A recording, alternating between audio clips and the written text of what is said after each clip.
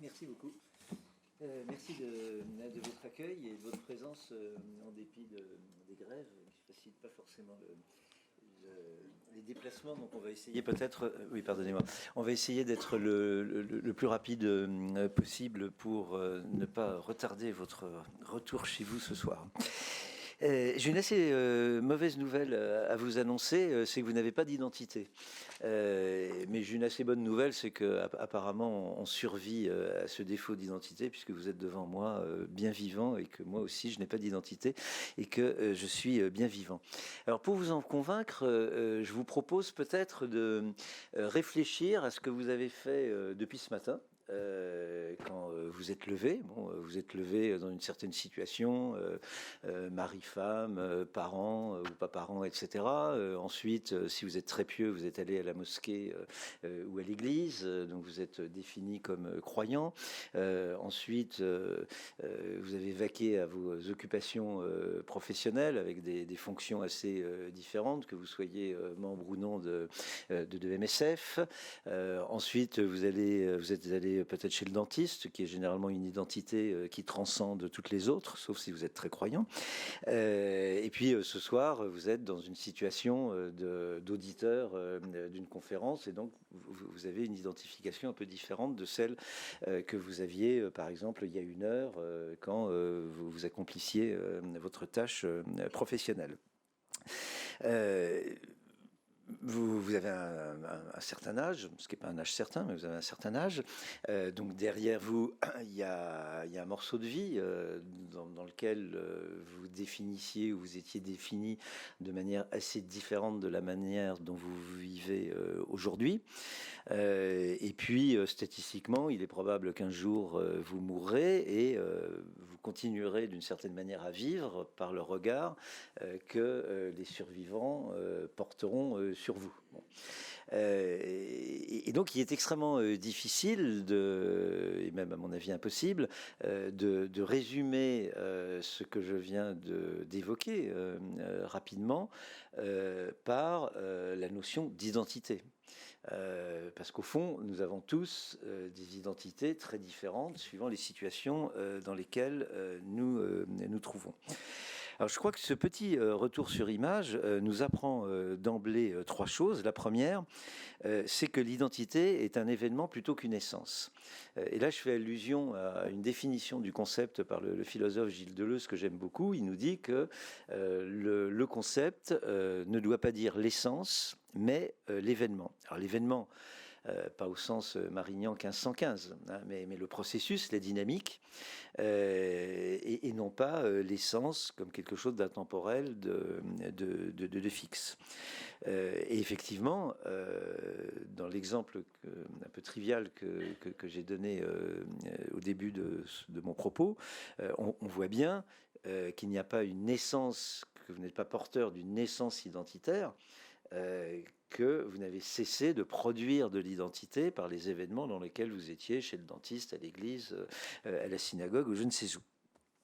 Et d'ailleurs, Freud, qui s'y connaît quand même plus ou moins en la matière, ne parle jamais d'identité, mais toujours d'identification. Et au fond, ce qu'on appelle l'identité, c'est effectivement un événement, c'est la manière dont on devient soi-même, sans trop savoir ce qu'on est d'ailleurs, et effectivement ce que l'on sera par le regard que les gens porteront sur nous ou portent sur nous dans le présent ou dans l'avenir. Donc premier point, l'identité est un événement plutôt qu'une essence, au sens de Deleuze. Deuxièmement, on l'a vu, l'identification, elle est toujours contextuelle, elle est toujours situationnelle. On est défini, on est identifié ou on s'identifie dans un contexte particulier. Patient chez le dentiste, élève à l'université, croyant à l'église, etc. C'est toujours dans un contexte particulier que l'on s'identifie ou que l'on est identifié. Et puis troisièmement, par définition, parce que l'identification est toujours situationnelle, parce qu'elle est toujours contextuelle, elle est toujours relationnelle. On s'identifie toujours par rapport à l'autre. par rapport aux médecins, par rapport à l'orateur ou par rapport au public, etc., etc. L'identité, elle parle beaucoup moins du soi que de notre relation à l'autre. Elle est toujours de type relationnel. Elle est toujours plutôt un rapport à l'autre qu'à soi. Alors, je vous demanderai de garder ces 3 points de méthode en tête, parce qu'il me semble que si on les intègre dans notre raisonnement, on comprend beaucoup mieux effectivement comment une action politique, économique, ou dans votre domaine sanitaire, par exemple en tant que médecin ou en tant que soignant, comment cette action a toujours une dimension culturelle. Mais le paradoxe, c'est que le concept de culture ou le concept d'identité nous empêche de comprendre cette dimension culturelle que toute action a, fût-elle par exemple d'ordre médical. Je vais vous en donner un exemple assez direct, assez basique.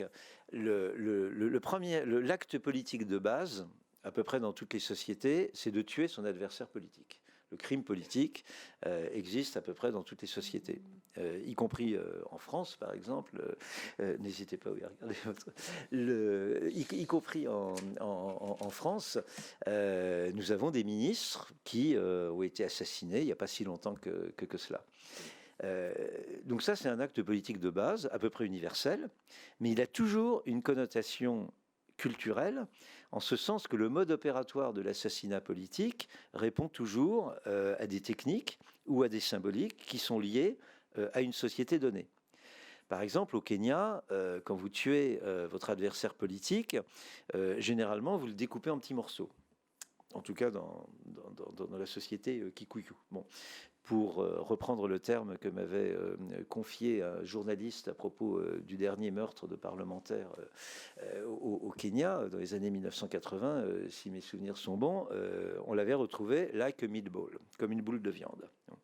A priori, en France, on n'agira pas de cette manière, on tuera autrement. On n'éprouvera pas le besoin de transformer l'adversaire politique que l'on a tué en boule de viande. En Sicile, vous allez tuer votre adversaire ou votre concurrent ou à la loupara avec une carabine sciée. Bon, ça fait partie, ou vous le coulerez dans le béton, qui est un mode opératoire assez peu fréquent, je pense, en France. Donc, pour cet acte politique de base ou économique de base, le meurtre, vous allez toujours faire intervenir des symboles culturels, mais, et je serai plus précis dans un moment, le concept de culture kikuyu ou française, etc., n'explique pas grand-chose. Parce que tous les Kikuyu ne découpent pas et ne mettent pas en boule de viande leurs adversaires politiques. Et par exemple, parce que tous les Français, ou qui estiment appartenir à la culture française, ne tuent pas leurs adversaires. Et s'ils le font, ils ne le feront pas forcément d'une manière complètement surdéterminée.